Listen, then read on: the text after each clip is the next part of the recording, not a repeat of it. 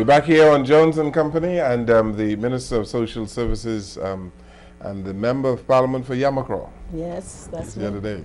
Godfrey? Yes. Minister, this piece of legislation is a grand piece and a tribute to your leadership. But Minister, first of all, do we have the infrastructure in terms of the manpower and the facilities to adequately deal with the disabled community of our country? Where we don't have it, we have to get it. Where we don't have what we need for able-bodied people, we try to get it. And so the same must be with this legislation and with the community of persons with disabilities. Where we don't have what we need for them, we got to get it. But we can no longer ignore it. We can no longer ignore them. It is important. I continue to say disability inclusive development. We got to start to think it. We have to start to think it. Okay? And so where we don't have what we need, we have to bring it in. What about you know, when I was a boy, you know, I never heard about autism, but it seems to be autism is a prevalent disease now. Very prevalent, and the statistics are astounding. Yeah, and when you have an autistic child, that's quite a labor of love for parents. It is. And people try it, but they don't have the training and can't afford the kind of health care that is needed. Is there plans afoot to commence training of people in these areas? Yes. Again, you're quite right. And any child with a disability is a challenge for any parent. Yeah. And it is a labor of love. Yeah.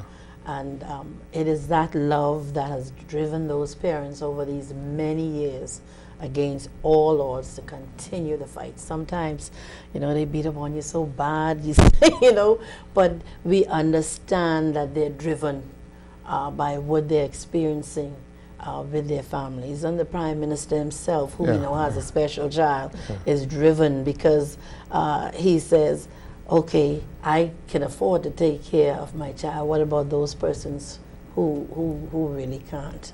So there, you know, it is a labor of love. And the last part of your question was? Are we providing training for these kinds Training, yes. Training, very important. And the Minister of Education, through the Act, is, and again, in collaboration with the Commission. The Commission, let me explain what the Commission is all about. The Commission, the National Commission for Persons with Disabilities, is made up of 15 persons.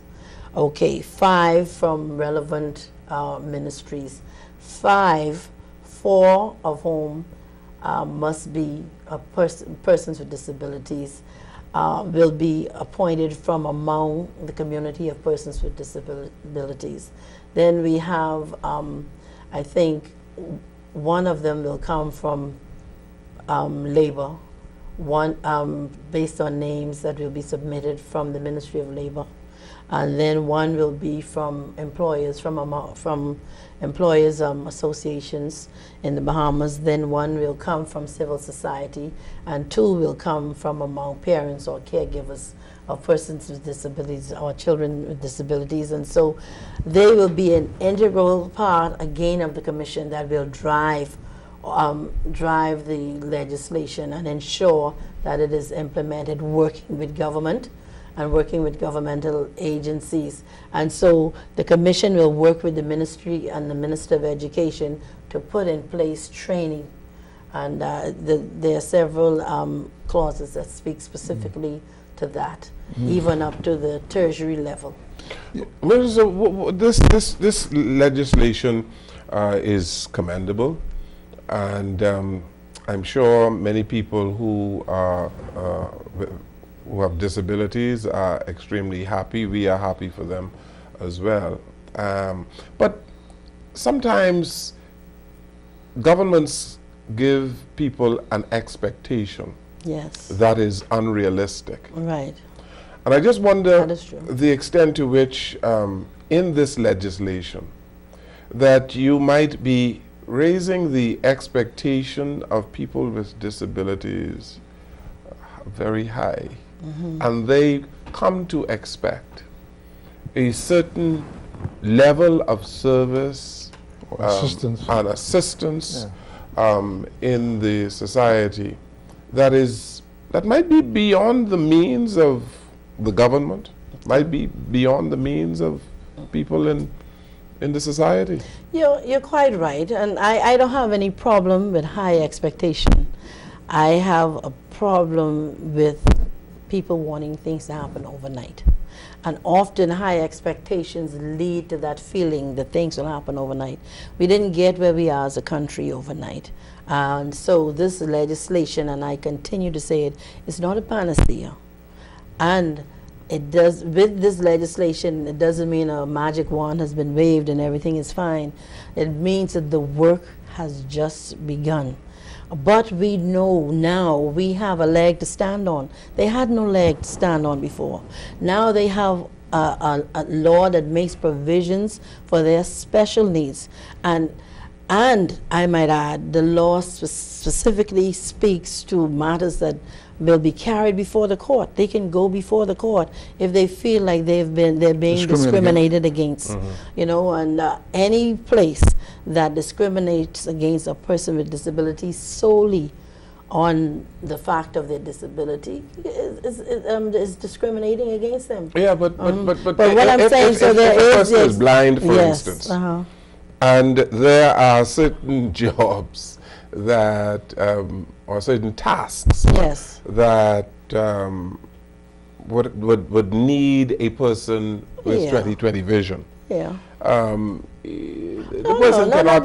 The law is not unreasonable, you know, But people are unreasonable. But people are unreasonable, but that is why we have the law, so that anyone who feels like they're being unjustly accused of discrimination, they can go before the courts, you know, and that's why we have, I think there is a provision that speaks specifically that defines unreasonableness. And so the people are unreasonable, but, you know, we've made provisions for all such matters reasonable. For example, reasonable accommodations. Sometimes people want you to make what is termed unreasonable adjustments. Right. Okay, but reasonable accommodations means necessary and appropriate modification and adjustments, not imposing a disproportionate or undue burden where needed in a particular case to ensure persons with disabilities the enjoyment or exercise on an equal basis with others of all human rights and fundamental freedoms. So we've tried to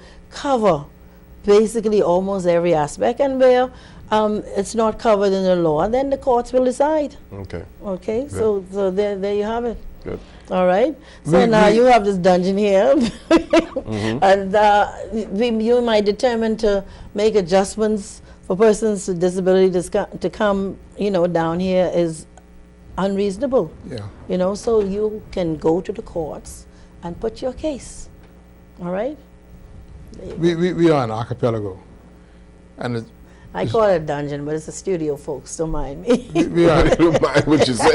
we It are works. It works. we are an archipelago, and you know, people elsewhere, and I know you know this, don't realize how costly it is to run the government of the Bahamas. Oh yeah, yeah. And of course you cannot duplicate everything on every island. How are you going to factor in the disabled and the family islands in, for example, your program for Glasson Road? Well, you're quite right. The Bahamas, based on our makeup with several islands, it's a very difficult place to govern. But as long as we have persons in those islands, we have to ensure to the best of our ability that we reach them. And the facility that will be on Gladstone Road is only the first step. We have already, in fact, had discussions with the Grand Bahama Port Authority with regard to, and have identified land in Grand Bahama for such a facility, and we will have to move around. It just can't all happen one time. Right. You know, but whatever else we could do, even before we get to that stage, in implementing this legislation, we have to ensure that it's done in the Family Islands. When we had the consultations in the Family Islands, we had persons from local government bodies there, town councils there, who were extremely interested and spoke about it too. How are we going to do this in these islands? Let me ask you a technical question. Suppose an individual is an orphan. Right. And is handicapped. Yes, we have them now. Did they become wards of the state? If they don't have any family. Yeah, they're orphan. Well, you did say they're orphan, yeah. They will be wards of the state. They'll be wards of the state. Based on their age. Condition and yeah. Right. So but that happens now. Yeah. This was a priority piece of legislation for your ministry? It was. It was, and for the government, for the country. It was. The former administration worked on it as well whenever they were in office. So we've had, you know, it's been a priority for the country. And this is why you had unanimity on it, eh? Yes. And you know, wherever I went, people say, "You think you're going to get it passed? You think you're going to get it passed?" I said, "Look, we have done our homework. We have. This must be the most widely consulted bill, you know, ever. And in fact, that is why when the Chamber of Commerce people were called on to make statements, it was very positive, the statements they made. You know, it's not going to be onerous.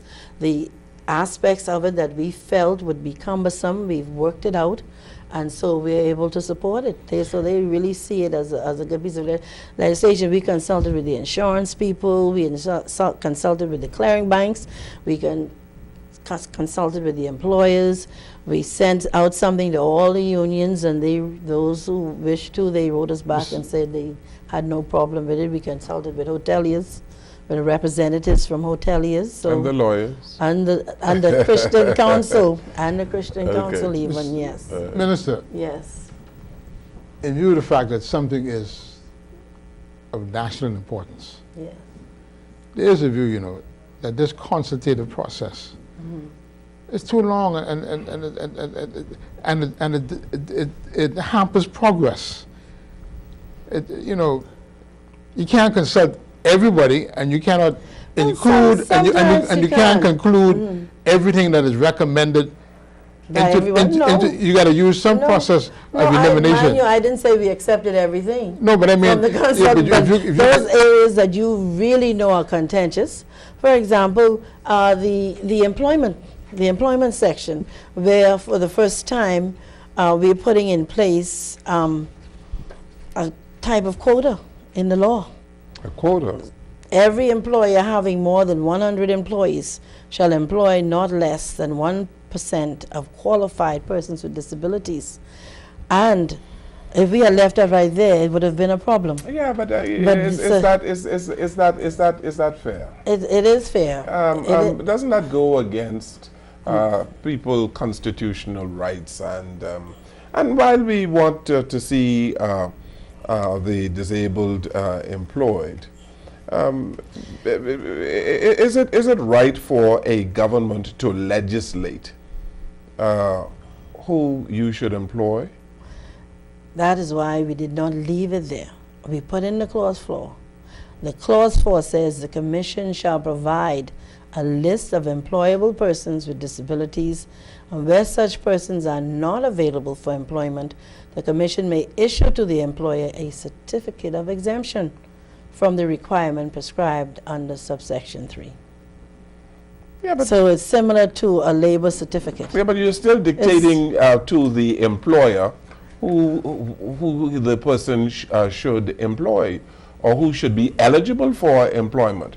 Isn't that an overreach by the government? And you know, I understand that you want to employ as much persons with disabilities as possible, but should that be in the law? I think it should be in the law. You know, I think it should be in the law, and particularly because we do have the fourth clause. You know, we're providing you with a list. We're not forcing it upon you. You have to have it, but we're saying that you should have it, and then when you can't have it, this is what you have to do.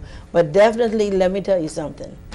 I said in the House of Assembly, and I repeat, the representative for Michael is one of the most vociferous persons when it comes to representing that area.